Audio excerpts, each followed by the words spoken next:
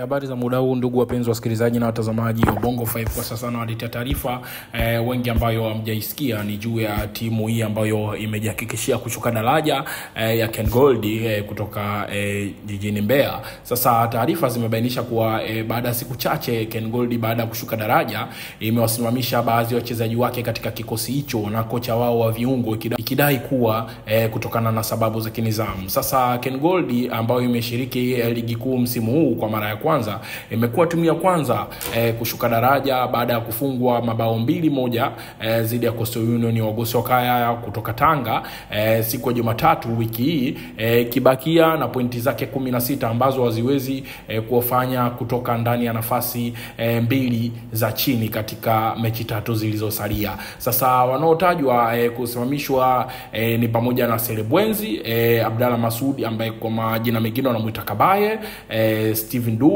James Msuva na Uhuru Selemani ambaye ni kocha wa viungo. Akizungumza Kabaye ambaye ni miongoni mwa wachezaji waliosimamishwa, amekiri kusimamishwa kwake na akitaja sababu ni kutokana na utovu wa nidhamu.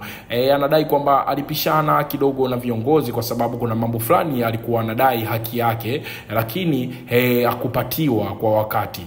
Hivyo alichoka kama binadamu, ndio wakapishana na viongozi wao. Sasa hii ndio imesababisha wachezaji hao wakasimamishwa kwa kipindi ambacho kijulikani. Kwa hiyo na mechi zenyewe zimebakia 3, kwa huenda akaondoka moja kwa moja. Maana yake wachezaji hao walotajwa ni kuna vilabu vingi ambavyo vinawakimbilia na wengi wanauliza je, Morrison vipi? Morrison vipi bwana? Kwa taarifa Morrison hajakutwa na masuala ya kinizamu hayo. Sasa asante sana, endelea kusikiliza na kutazama Bongo 5 kwa ajili ya update mbalimbali.